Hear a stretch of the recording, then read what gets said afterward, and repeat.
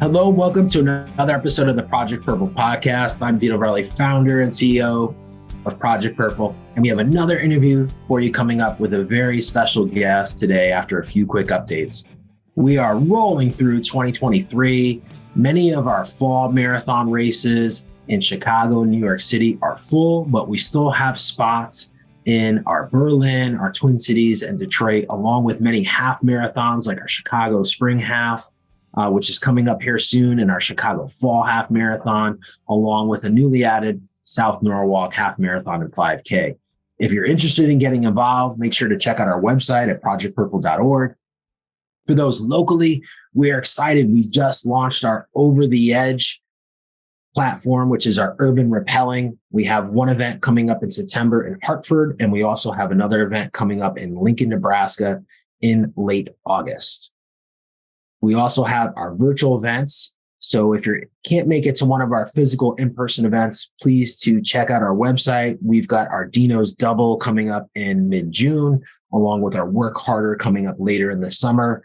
For more details on all things Project Purple, from our virtual events to our run events to our urban rappelling, make sure to check out our website at projectpurple.org and follow us on social, wherever you are on social, to stay updated on all the latest and greatest on Project Purple.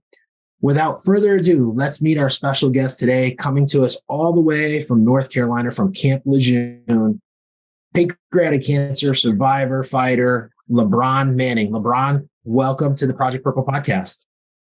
Thanks for the invite. So I know we were talking quite a bit before we hit record, just getting to know each other. I say a lot of sayings here in the podcast, and one of them is like full disclosure, but I'm not going to say that here. You and I usually say like full disclosure, like LeBron and I met each other on social media, which we did. And I always like to look at the positives of things. And I know sometimes social media can be very negative. I like to find the positives in it. And one of the things that it's been really positive for me over the years is to connect with people fighting this thing called pancreatic cancer. And that's how you and I met on Instagram. I saw you come up. I DM'd you. You replied right away. And I was like, hey, I'd love to have you come on the podcast and share your story. Before we hit record here, you and I were just talking, and your story is, I can't wait to get into this. And you know, first of all, I know we're going to get into this when I hand the mic over to you, but I just want to say, it's pretty special. I'm looking back. I mean, we've had people from law enforcement come on the podcast to talk about their journey, but I don't think we've ever had an active duty military personnel on the podcast. So you're the first for that, but I want to thank you for your service, because you're now 27 years in with the Marine Corps, and you know, everything that's happening in our world today. I think sometimes we just got to take a step back and realize like why we're here are because of guys like yourself, whether, you know, here, overseas, around the world, fighting for our freedom and all the freedoms we have. So thank you for all the sacrifice, and thank you to your wife for allowing you to do this, because she's a big part of this as well, for allowing us to have what we have. So thank you for all you've done over the last 27 years of your career in the military. Thank you. Thank you very much. So with that, and we just teased it a bit here, a little bit about your background. But as I said before we hit record, our first part of the podcast is always our guest opportunity to kind of share their background. You're a pancreatic cancer survivor, fighter, you're in the military, but there's a lot of in between there that we'd love to hear and love to share. So here is your opportunity to share with our audience kind of your background and how you got to this point where you're on the Project Purple podcast. So with that, the microphone is yours. And as I said before we hit record, you can go as far back as you want, or you can say as high level as you want. With that, the microphone's yours, LeBron. All right. Appreciate it. Pretty simple. Born in Alabama, raised in Germany until I was about 10. Dad was in the Army, so I was an Army brat. I came back to Alabama around 88, 89, graduated high school in 96, immediately after joined the Marine Corps.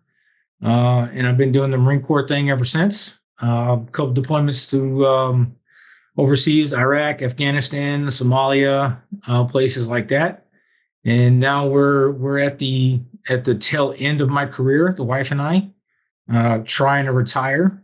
And that's kind of where we're at. That's kind of my background. And even though I was born in Alabama, I'm a Georgia fan. So go Dogs always. Can't say that. I can't that. No. I'm only playing. We support everyone. We know though, like, so you said Georgia, which is okay. I think if you said Auburn, then maybe it'd be a little bit different, right? Like, because then, like, I don't know. I know that in-state rivalry gets as heated as those out-of-state rivalries. So sure does. I don't know which is worse, though, LeBron, because I don't know if, like, being from Alabama, if you're a Georgia fan, or being from Alabama and you're not an Alabama Crimson Tide fan and you're an Auburn fan. I don't know. I don't know which is worse. I think it's if you're from Alabama and you're not an Alabama fan, they shun you. Yeah, exactly. They shun you. Yeah, so, very true. Very true. But that's kind of my background. I've been married to my beautiful wife for 8 years now, and last couple months, been a rock. Taking care of me through our journey. So yeah, it's that's the background. And so when did you start to, and I know before we hit record, you said like cancer is foreign to you. You've never had, there's been no family history. I mean, if you're a career military, you've got to keep a high standard of physical fitness. So, it's not like you get that freshman 15 or the sophomore 20. Like, and especially if you're being deployed and and I know we talked a little bit about like the jobs you were doing, you had to be in prime physical shape.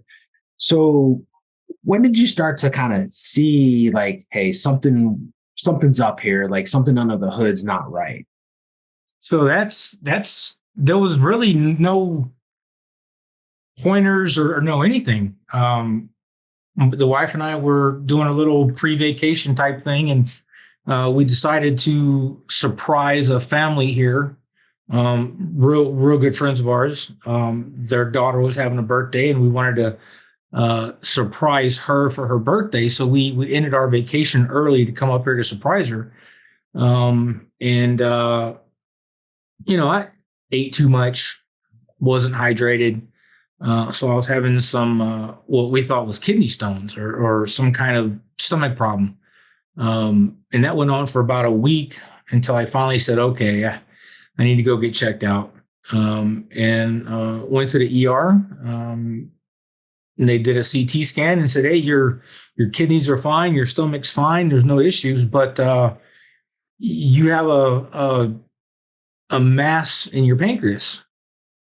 So, okay, what do I need? Do I need a shot? Do I need a pill? Like, no, you need to get tested for cancer. And of course, no, it's not cancer, but okay, we'll get checked out.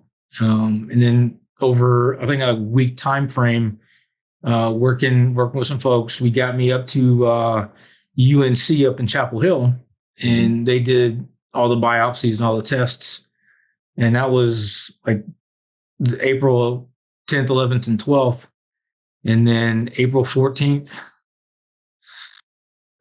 I got the diagnosis. From that testing. Stage 4 pancreatic cancer, 10 o'clock in the morning on the 14th. And we've been fighting it ever since. So I just want to back up here.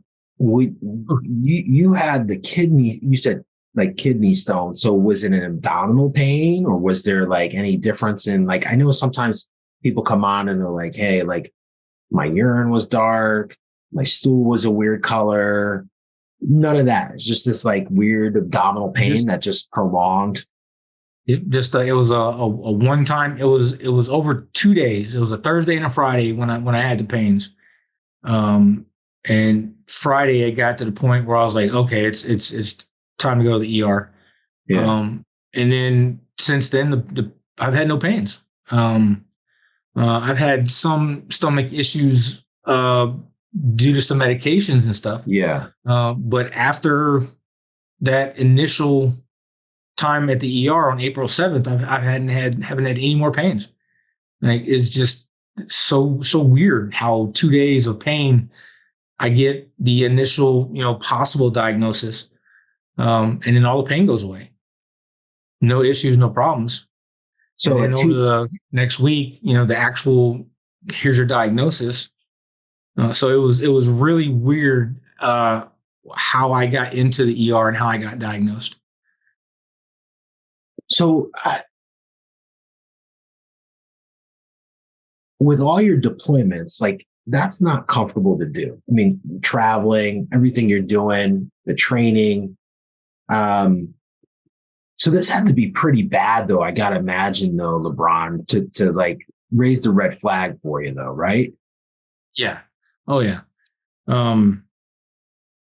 It was, like I said, it was so just awkward how the pain happened, and I was like, okay, it's I need to get this checked out. But of course, pancreatic cancer never crossed my mind.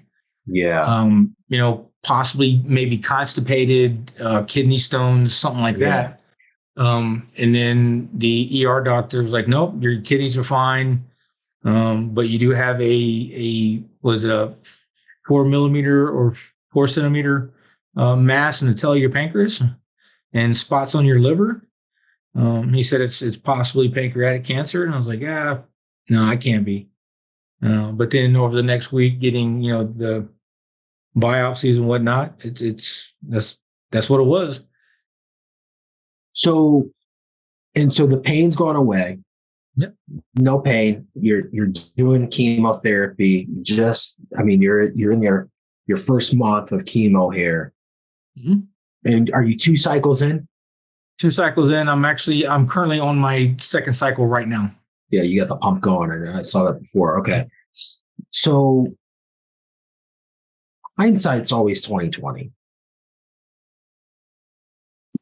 Other than, I know we're going to talk about this, but like the exposure and stuff like that, from a physical standpoint, pain, digestion, and when I say digestion, meaning food going in, food going out, hindsight being 2020, was there ever a time in the last, let's say, 5 years where, hey, for like 2 days, like, I had that bad GI episode, man. And like, it just, we thought it was the tacos from the mess hall or the tacos from the night before. I shouldn't say tacos, the food, because I like tacos. So we're not going to offend tacos, but just the food from the mess hall or the food from that bar or that restaurant just didn't sit well with me, man. Is there ever, or maybe it was like, dude, man, my back, like my lower back, man, maybe I wrenched it, like trying to pick up that weight or, working out or running or, we're doing a drill or something, or maybe you're not doing a drill, you're actually working and, you just moved the wrong way and just pull something and just thought that was it. Or maybe you thought you pulled something when not really necessarily pulled something. Yeah. So hindsight, you're absolutely correct. I look at what the symptoms are for pancreatic cancer, right? And I look over the last 2 years. I can go back 2 years and go, yeah, I had that. My lower back has been hurting for years.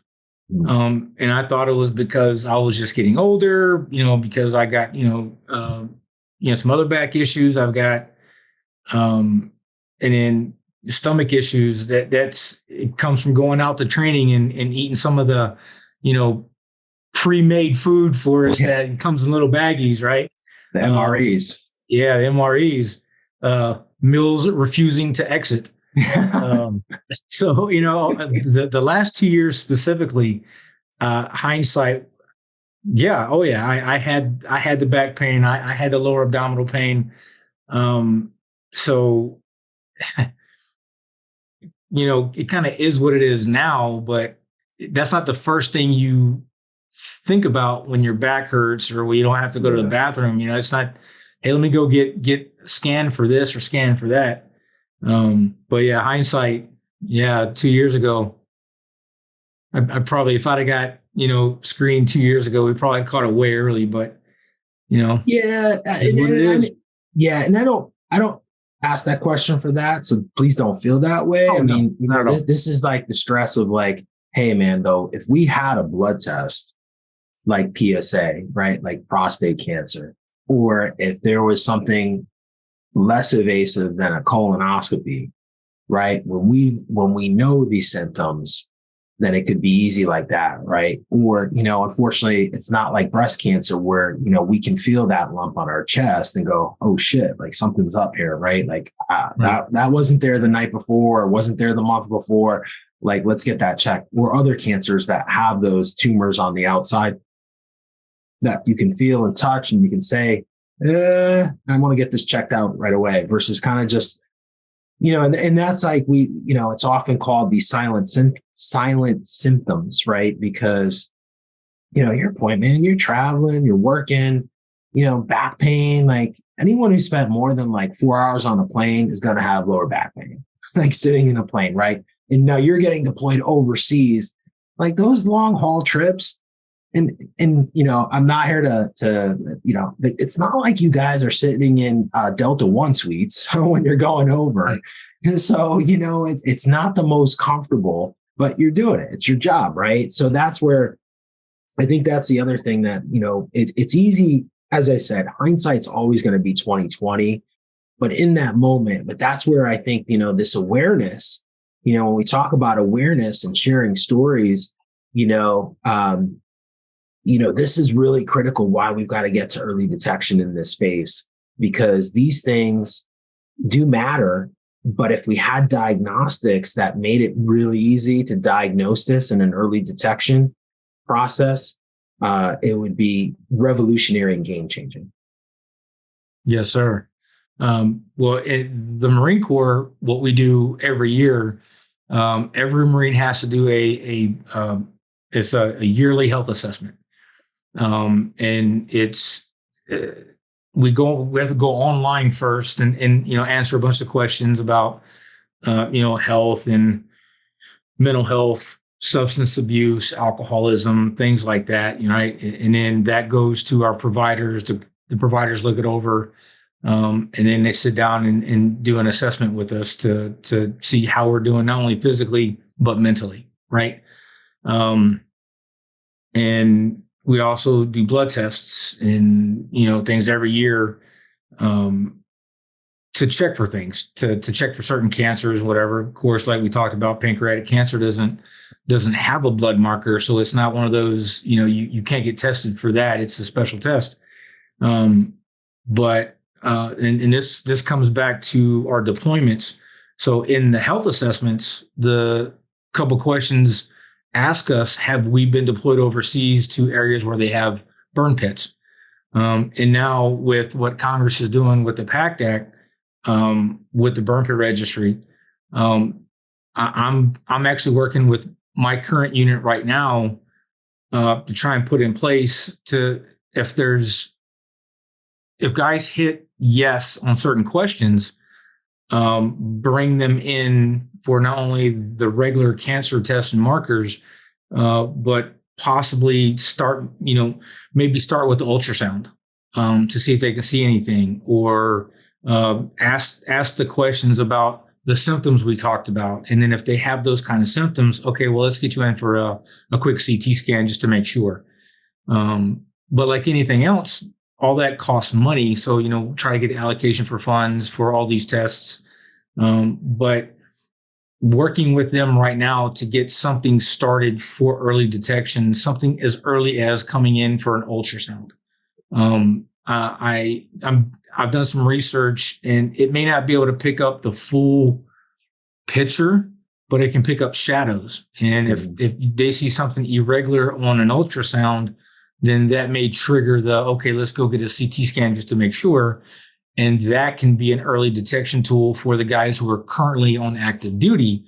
That way we're not waiting until the guys retire or get out, and now they're 5-6 years down the road and they have really bad symptoms, and now they're in, advanced stage 4, to where you don't have too much time except let's just make you comfortable type of thing. So those are some of the things that I'm trying to do with my unit right now to work with and get started for early detection for the guys who have been deployed multiple times overseas. And for our audience, I just want to, so the PACT Act, for those that don't know, so PACT Act is a new law that expands, and I'm just reading this from the VA website. So it's a new law that expands VA healthcare benefits for veterans exposed to burn pits, Agent Orange, and other toxic substances. So PACT Act adds to the list of health conditions that we assume or presume are caused by exposure to these substances. This law helps us provide generations of veterans and their survivors with care and benefits they earn and deserve. So how does the PACT Act, how will it affect my VA benefits and care? PACT Act is perhaps the largest healthcare and benefit expansion in VA history. Full name of the law is Sergeant First Class Health Robinson, honoring our promise to address comprehensive toxics, which is PACT, SFC PACT Act. So what it brings is changes, expands and extends eligibility for VA healthcare for veterans with toxic exposure and veterans of Vietnam, Gulf War, and post 9/11 eras.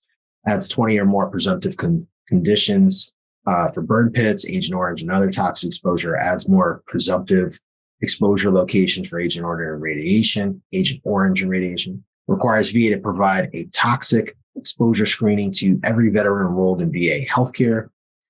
Helps us improve research, staff education, and treatment related to toxic exposures. So this is all brand new, though, right? This is just happening as we speak. And so, as I mentioned before, it's amazing that now we're actually able, that the government is putting money towards this to help the guys that went over there and provided all these liberties for us. And I don't want to go down the road of like, did anyone know? The fact is that they're helping, right? And that's the biggest key right now is that they're helping this. And so for those veterans listening, there's information on the VA website. I know there's a lot of organizations that are helping navigate this system as well, because there is some navigation involved. But it is critical, to your point, LeBron, that we make people aware of this, right? That if you were exposed to these burn pits and this exposure through deployments and everything, there are resources available, and the government now is acting and in fact providing assistance. We just got to make sure people know that it's out there. Right. Yes, sir.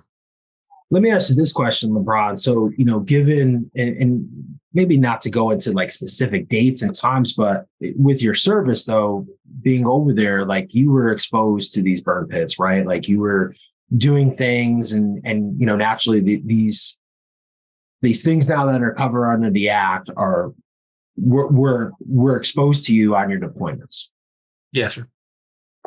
Not getting into too much of it, but some of the things that where we're at, these burn pits were everywhere, and anything and everything they could throw in them, they threw in them, and then we had to monitor them to make sure they didn't get out of control or whatever. So I spent quite a few hours and times around these things, and never really thought nothing about it until now.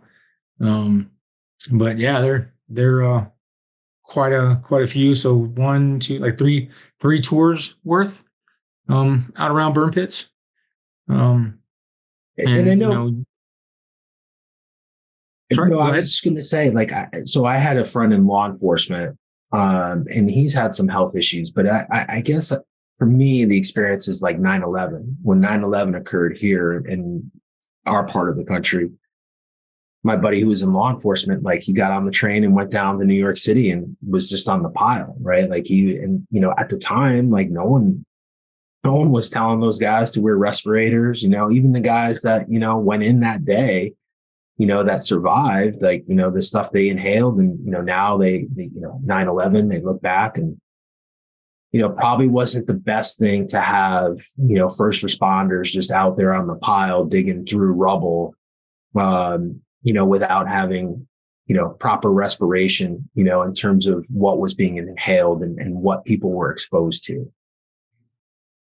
Yeah, but when you're doing those things, that's not the first thing that you think of, right? That's not.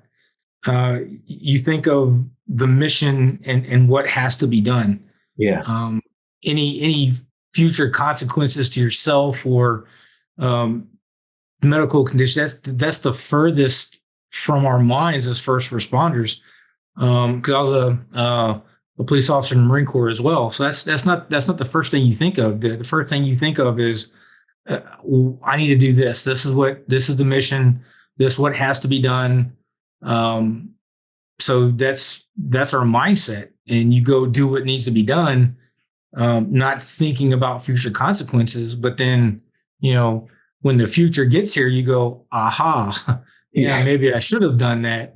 And with what happened in the past and what I think the new laws and rules and regulations that we have now is going to help future generations, because now we know a little bit more about what could happen to you. So I know some of our regulations have changed as first responders and officers in the Marine Corps. And if you go to a situation, we're now required to carry our personal protective equipment, our PPE. And if you're around anything that's got chemicals, you put it on and you wear it. So it's, we didn't think about it back then. But all the health issues that are coming out of what happened is now setting a new precedent for the future guys to, take better care of themselves. Yeah. And hearing you say that, I mean, to begin with, though, most people, and I'm not going to assume here for everyone, but it's like this your selfless duty, right? Like, it's not about you. It's about that mission. It's about the country. So whatever we have to do, and similar to my buddy that day, like, he went down because he felt this sense of selflessness to help, to try to find, NYPD, survivors. It didn't really matter who, but that's who he is. That's his job.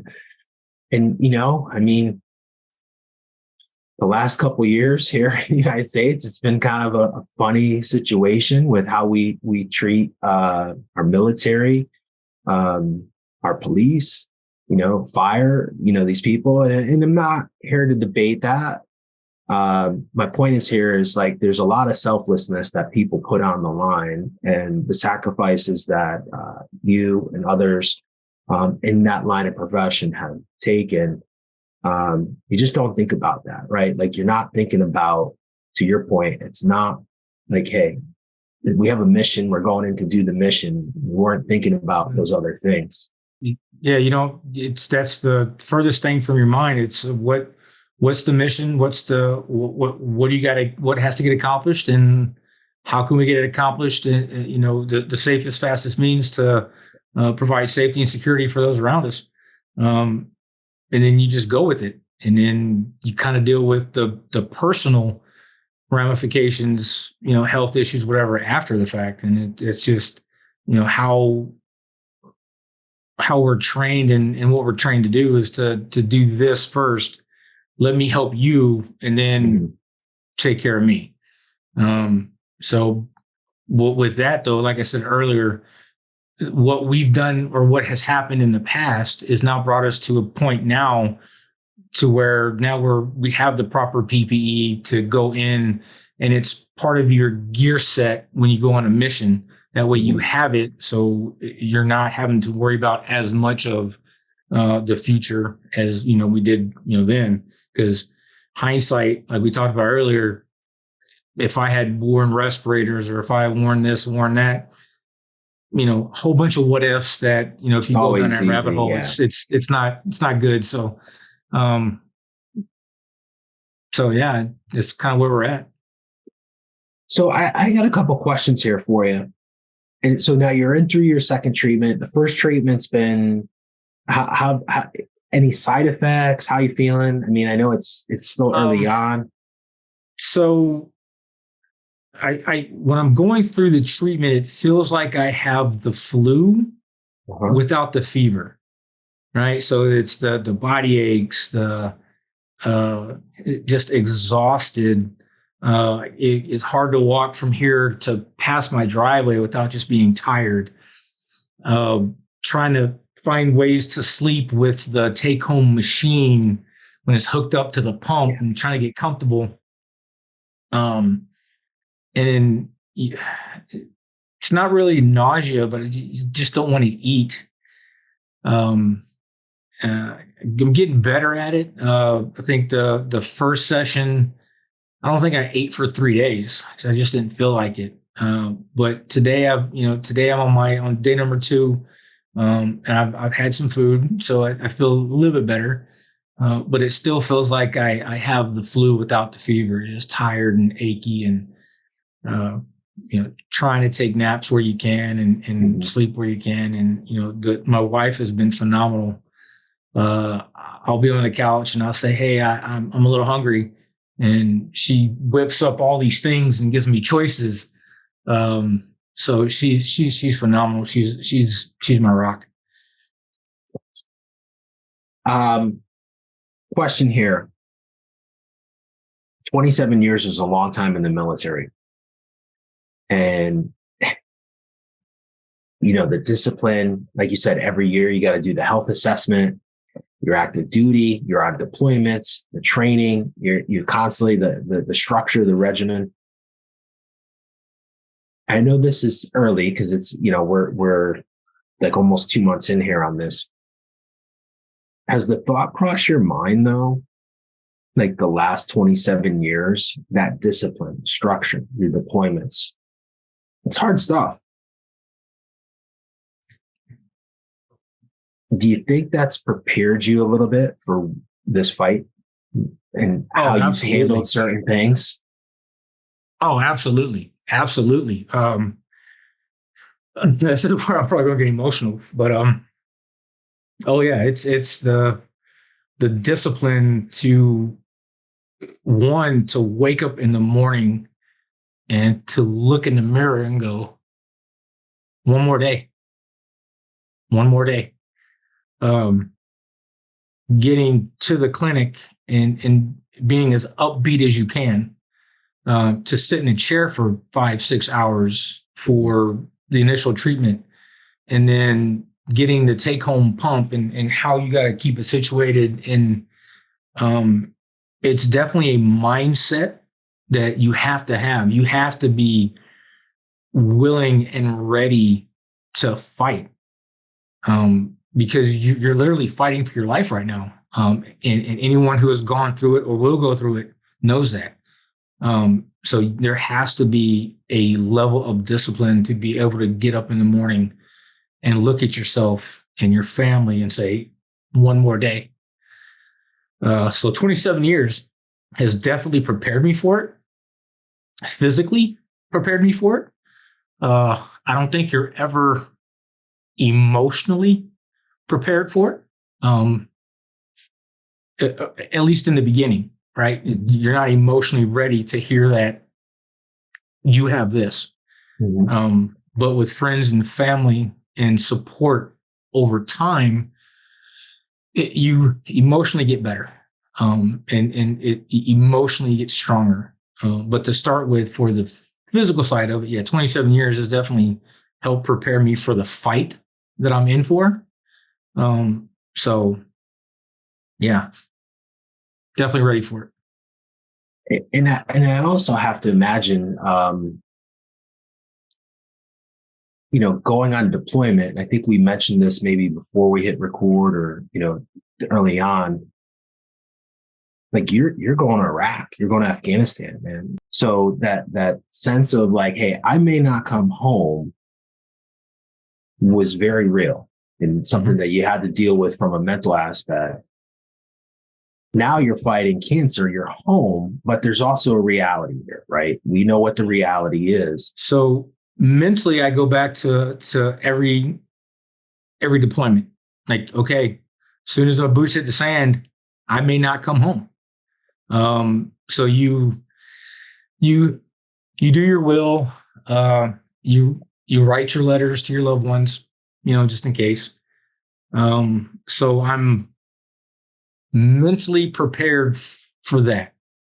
Not so much emotionally, but mentally prepared for it. And I'm a planner, right? So my wife and I are looking at these next 6 months as a deployment. Like, I'm at home, but I'm on a deployment.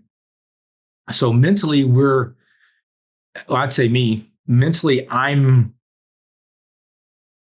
well, while I'm not okay with it, but I'm mentally prepared with it that at some point this is going to get me. Not so much emotionally prepared, but mentally, because they are two different things. Yeah. So now it's writing letters to loved ones, and I do videos to post on my social media about what I'm going through, which is, I think that's how we how we connected. So I'm mentally doing the same things I've done on every one of my deployments, just in case. And I guess I'm lucky to have had that experience with my deployments. So I'm a little more mentally prepared for these kind of things. So I'm just we are looking at this as one more deployment, and I'm either coming home or I'm not. But we are preparing as best we can. And Well, as my wife says, hunker down, one more day. it's pretty powerful. And the reason I brought those questions up, LeBron, because I have a unique position. I'm here listening, taking notes, and I often see with guests, and this is not a religious talk, but I believe in God and believe in a higher being. I don't go to church every Sunday as I used to. There's reasons for that, whatever. And I don't hate on people. I don't, I think faith is important, regardless of who you believe in or what you believe in. And I do feel, though, that I've seen that people have gone through experiences in their life, major tragedy early on, or major struggle, or have just gone down a path that has prepared them for this fight.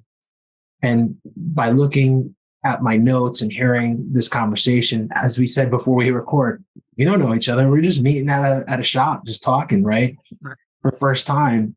It's kind of fascinating for me knowing what I know about this disease, but then hearing you speak, and I'll tell you this, man, like you can go back and listen to every survivor we've had on this podcast, and the mental game is as important or most important than the physical game in this fight.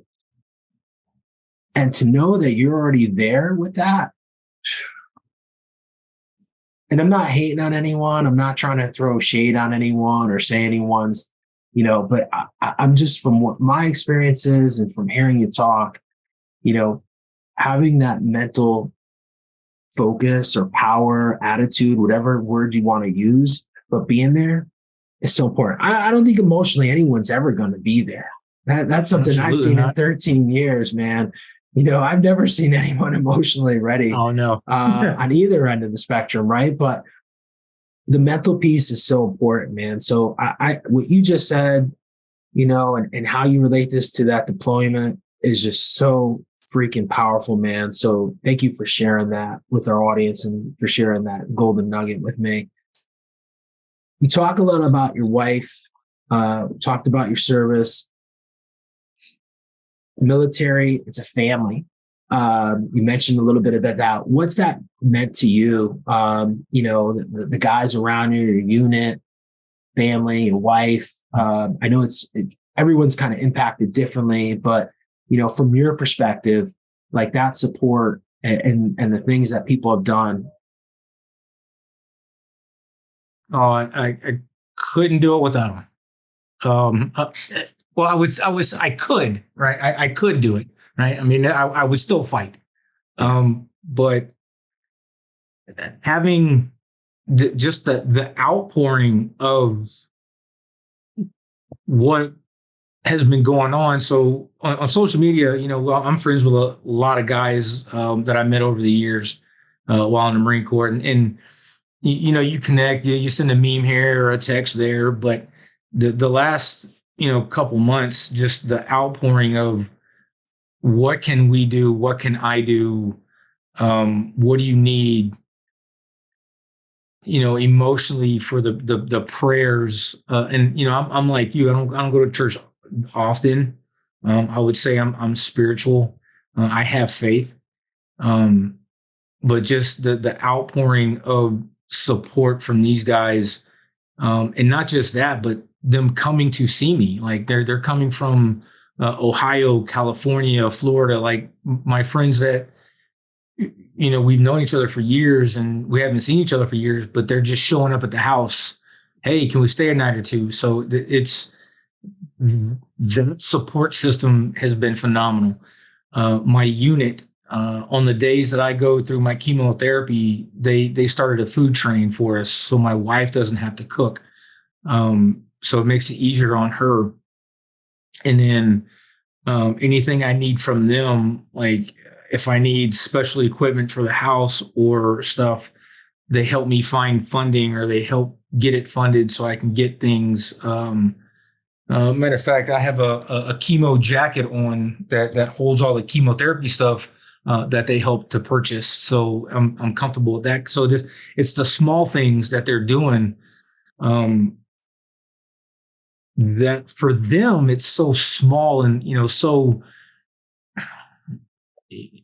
mundane for them. Like, hey, I'm going to bring you a plate of lasagna.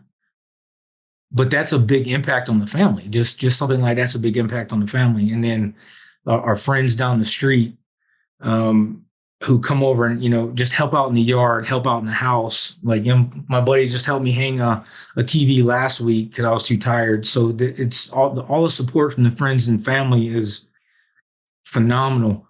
And then my wife, whew, I don't know how she does it. I really don't. I mean, one, just to be married to me is hard enough. But now to be married to me with cancer, that's a whole nother story. And when I'm in quicksand, she's my rock, right? Definitely having her makes it easier. It still sucks, but having her in my life makes it easier to go through. And I will forever be grateful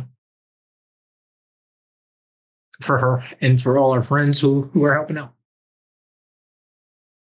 Thank you. No one ever does it alone.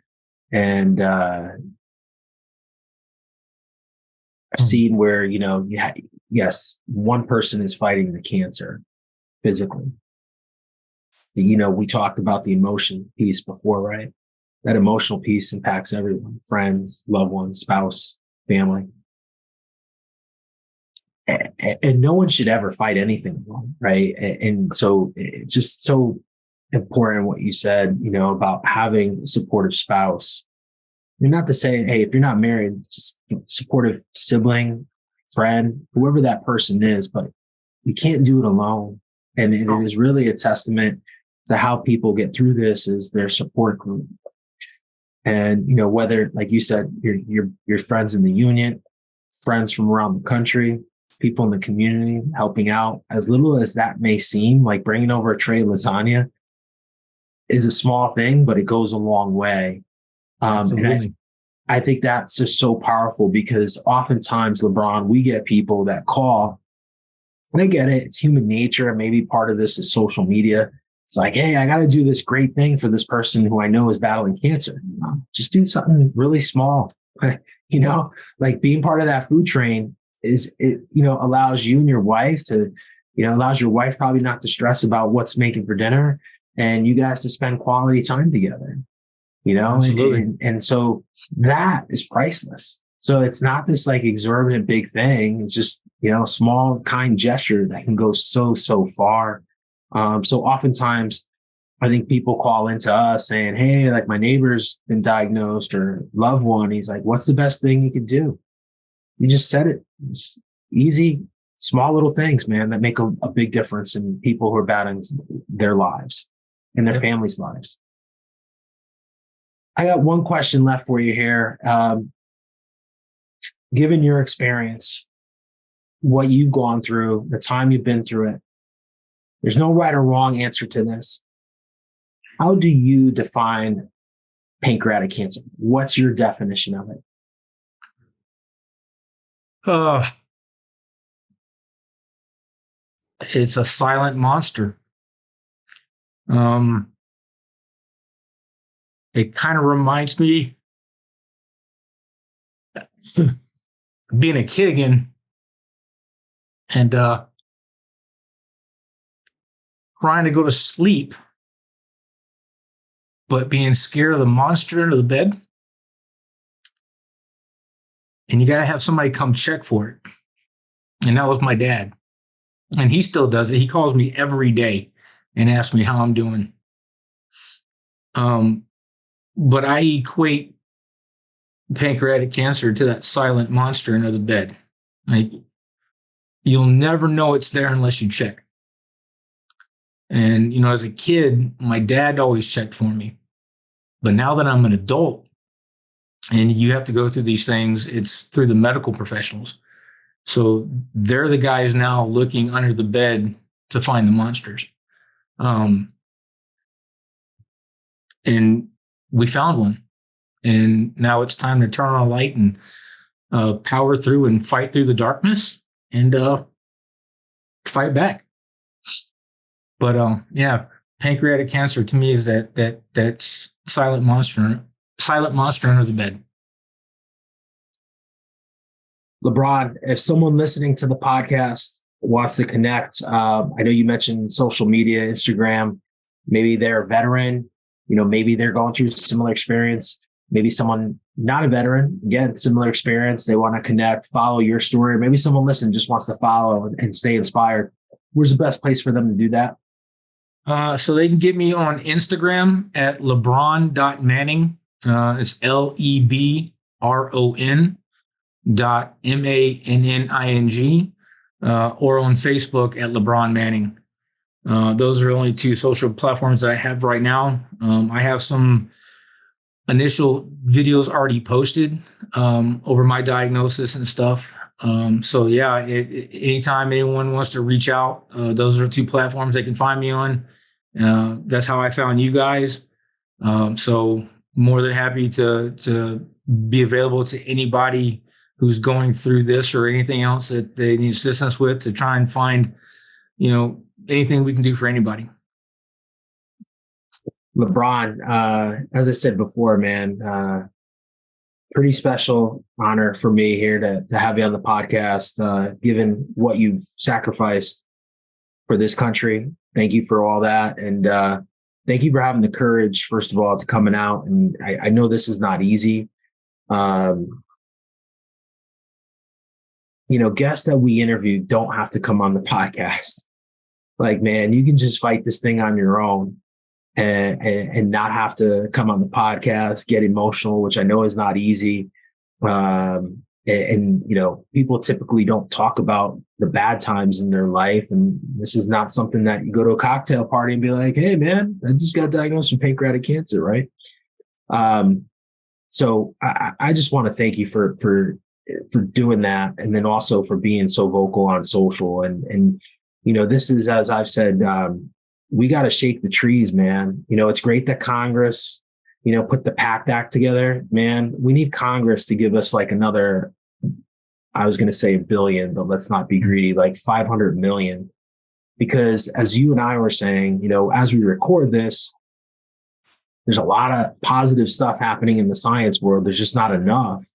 And so we need more money. We need to amplify, shake trees, get people motivated, get them involved in this space.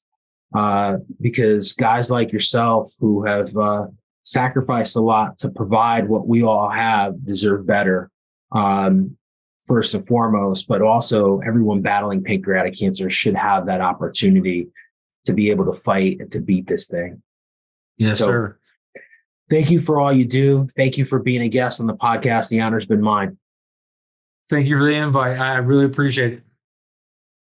That's a wrap of another episode of the Project Purple podcast. If you like what you hear today, feel free to share this episode. Make sure to follow us wherever you listen to podcasts. Follow us on YouTube.